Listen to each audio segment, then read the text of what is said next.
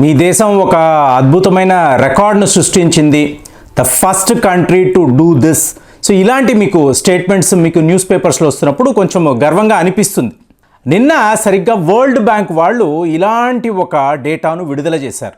దీని ప్రకారం ఏమిటి అంటే India become the number 1 country, అంటే the first country to achieve this landmark మార్క్ ఫిగర్. ఎంత? $100 బిలియన్ అమెరికన్ డాలర్స్. ఎందులో అండి అంటే రెమిటెన్స్. అంటే నేను ఎన్నో వీడియోల్లో ఇదే విషయంగానే పదే పదే మాట్లాడుతూ వచ్చాను. మీరు విదేశాలకు వెళ్ళండి, ఉద్యోగాలు సంపాదించుకోండి, బాగా సంపాదించండి, కానీ ఈ డబ్బును ఆ దేశంలో ఉంచకండి. మీరు ఇండియాకు తరలించండి, అంటే ఇండియాకు ట్రాన్స్ఫర్ చేయండి. దీన్నే మనం రెమిటెన్స్ అంటాం. ఇందులో ఇవాళ భారతీయులు అంటే నాన్ రెసిడెంట్ ఇండియన్స్ ఒక చాలా గొప్ప అద్భుతాన్ని సాధించారు. $100 బిలియన్ అమెరికన్ డాలర్స్ను వాళ్ళు ఇండియాకు రెమిట్ చేశారు. అంటే ఈ రెమిటెన్స్లో India become the number 1 country. మీకు ఇది ఒక మామూలు విషయమా అంటే వరల్డ్ బ్యాంక్ వాళ్ళు ఏం చెప్తున్నారు అంటే ఈ year should be the memorable one. India ఎప్పుడు గుర్తు పెట్టుకునే ఒక సంవత్సరము అని చెప్పి వరల్డ్ బ్యాంక్ వాళ్ళు చెప్తున్నారు. అంటే ఇందులో మీరు చూడండి ఎన్ని అబ్జర్వేషన్స్, అంటే ఇంత మీరు అనాలిసిస్ చేశారు అంటే మీరు ఫస్ట్ చూడాల్సింది మీ పొరుగు దేశాలు. ఈ పొరుగు దేశాల్లో మీకు డ్రాస్టికల్గా ఈ రెమిటెన్సెస్ అనేవి తగ్గిపోయాయి. ఎందుకు తగ్గిపోయాయి అంటే మీకు ఆ దేశాల మీద ఆ ప్రజలకు నమ్మకము లేదు. ఇదే ఇందులో ముఖ్యమైన విషయం. అంటే ఇవాళ ఒక అమెరికాలో ఒక సాఫ్ట్వేర్ ఇంజనీర్ తన సంపాదనలో ఒక భాగాన్ని భారతదేశానికి పంపిస్తున్నాడు అనుకోండి, ఈ దేశం మీద అతనికి నమ్మకం ఉంది. ఇదే విషయము పాకిస్తాన్లోనో చైనాలోనో శ్రీలంకలోనో లేనే లేదు. ఆ ప్రజలు వాళ్ళు సంపాదిస్తున్న దానిని మళ్ళీ వాళ్ళ దేశంలోకి వాళ్ళు ఇన్వెస్ట్ చేయడం లేదు. అంటే రెమిటెన్స్ అనేది ఉండడం లేదు. ఈ అబ్జర్వేషన్ ఎంత గొప్పగా ఉందంటే చూడండి, మనము జనరల్గా అంటే ఇండియాను తీసుకున్నారనుకోండి, లో స్కిల్డ్ వర్కర్స్ అని ఉంటారు, కూలీలు. వీళ్ళు ఎక్కువగా గల్ఫ్ దేశాలకు వెళ్తారు, అంటే గల్ఫ్ కోఆపరేషన్ కౌన్సిల్ అంటారు. సో దీని రూపేణ వీళ్ళు మీకు ఒక యుఏఈ అనండి, కింగ్డమ్ ఆఫ్ సౌదీ అరేబియా అనండి, అలాగే ఖతార్. మొన్న మాట్లాడాను, ఖతార్ ఫుట్బాల్ వర్క్స్ కోసము ఎక్కువ శాతం మరణించిన వాళ్ళు భారతీయులే ఉన్నారంటే అర్థం ఏమిటంటే మన వాళ్ళే అక్కడికి ఎక్కువ వెళ్ళారు అనేదే ఇందులో మీనింగ్. అలాంటిది మీరు చూసారనుకోండి, గల్ఫ్ దేశాలను నమ్ముకొని ఈ లో స్కిల్డ్ వర్కర్స్ ఎక్కువగా అక్కడికి వెళ్తారు.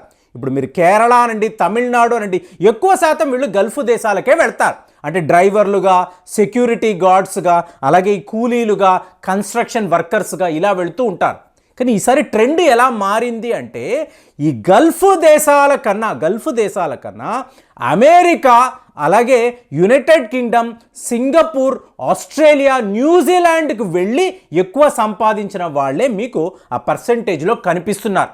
లాస్ట్ ఇయర్ మీరు $89 బిలియన్ అమెరికన్ డాలర్స్ అంటే ఈసారి మనము $100 బిలియన్ అమెరికన్ డాలర్స్ను సాధించడంలో మీకు ఎక్కువ శాతం చూసారనుకోండి, అమెరికా రోలే మీకు ఎక్కువగా ఉంది.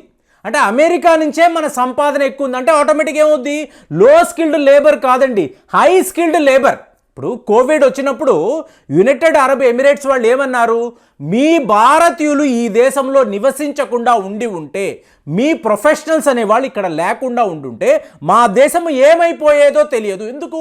డాక్టర్లు, నర్సులు, ఈ మెడికల్ ఫీల్డ్లో ఉండే సపోర్ట్ సిస్టమ్ వీళ్ళందరూ భారతీయులే, మీకు హయ్యెస్ట్ లెవెల్లో ఉంటారు. సరిగ్గా అలాగే అమెరికాలో 60% మంది డాక్టర్స్ ఇండియన్సే ఉంటున్నారు. సో ఆటోమేటిక్గా ఏమైపోయింది, ఒక CEO అనండి, ఒక డాక్టర్ అనండి, ఒక సాఫ్ట్వేర్ ఇంజనీర్, ఒక వ్యాపారిని మీరు తీసుకున్నారనుకోండి, వీళ్ళు బాగా సంపాదిస్తున్నారు. ఈ డబ్బును వీళ్ళు తీసుకొచ్చి ఇండియాలో ఇన్వెస్ట్ చేస్తున్నారు, రెమిటెన్స్ అనేది చేస్తున్నారు. ఇదేంటిది? అఫీషియల్గా చేసేదండి. మీరు మీ బ్యాంకింగ్ సిస్టంలో చూసారంటే ఇట్స్ అ ట్యాక్సబుల్ ఇన్కమ్. అంటే మనం ట్యాక్స్ కడుతున్నాం, ఇది చాలా గొప్ప విషయం కదా.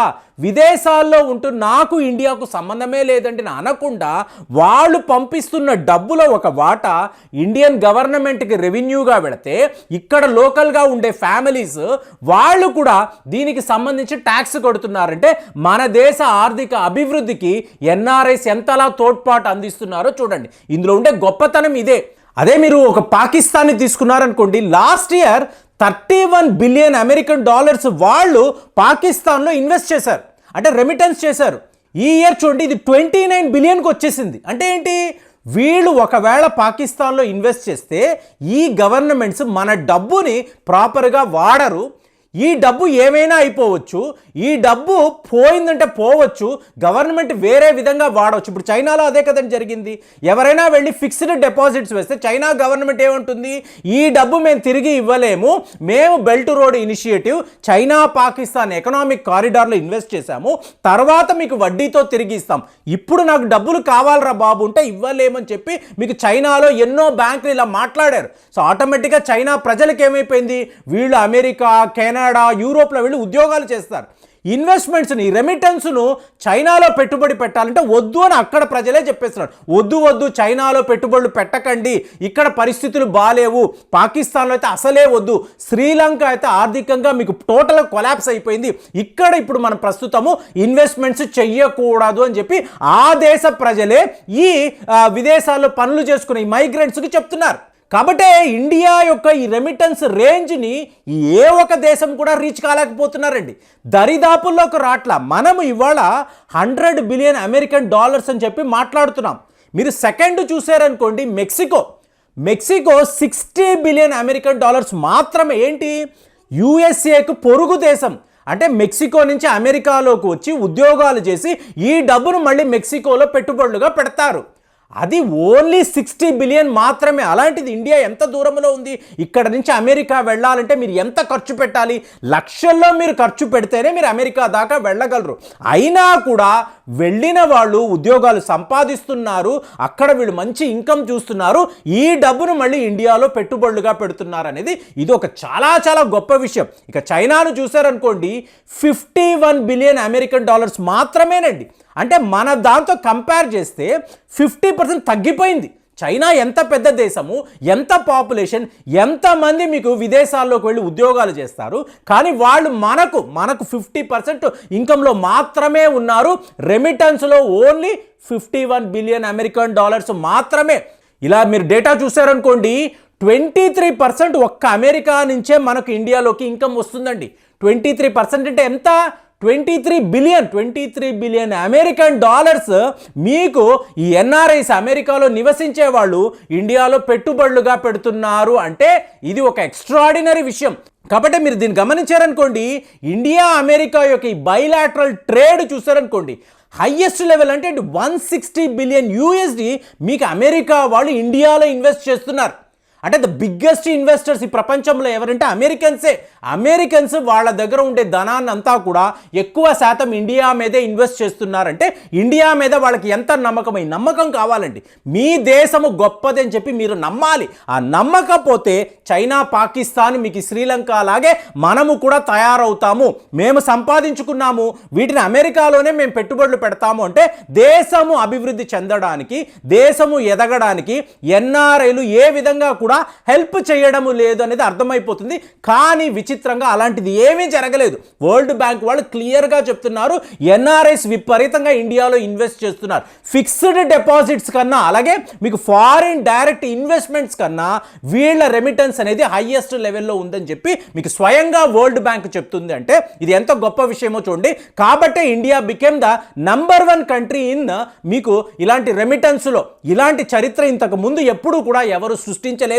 ఏ దేశము కూడా. ఇవాళ అమెరికా, వరల్డ్ బ్యాంక్ అంతా షాక్ అయి చూస్తున్నారు. ఎందుకు ఇంతంత ఇన్వెస్ట్మెంట్స్ ఈ దేశాన్ని? ఏమవుతుందంటే ఆటోమేటిక్గా మీకు ఇండియాలో ఉండే ఫ్యామిలీస్ బాగా రిచ్ అయిపోతారు. ఇప్పుడు కార్లు అంటారు, ఈ కార్లు కొనడానికి మీకు ఎన్ఆర్ఐలు హెల్ప్ చేస్తారు. రియల్ ఎస్టేట్ వ్యాపారము, మీకు ఇల్లులు కొనుక్కోవాలి, వీటికంతా కూడా ఏంటి అమెరికా నుంచి మీకు డబ్బులు వస్తూ ఉంటాయి, కెనడా నుంచి వస్తూ ఉంటాయి, యూరోప్ నుంచి వీళ్ళు డబ్బులు పంపిస్తూ ఉంటారు. అలాగా దేశంలో ఉండే ఫ్యామిలీస్ బాగా రిచ్ అయిపోతారు. ఇక్కడ బయింగ్ కెపాసిటీ అనేది పెరిగిపోతుంది. ఇండియా మీద వీళ్ళకి ఎంత నమ్మకం ఉంది, రియల్ ఎస్టేట్ రంగంలో వీళ్ళు ఎంతెంత పెట్టుబడులు పెడుతున్నారు, ఇదంతా కూడా దేశం ఎదగడానికి మీకు చాలా చాలా ఉపయోగపడుతుంది. ఇలాగా ఈ 100 బిలియన్ మార్కును మనం టచ్ చేసాం అనేది చాలా చాలా గొప్ప విషయము. ఇది చాలా పెద్ద రికార్డు. మరి దీని మీద మీరు ఆలోచించి మీ అమూల్యమైన అభిప్రాయాలు పంపించండి. మళ్ళీ వచ్చే వీడియోలో కలుద్దాం. జై హింద్.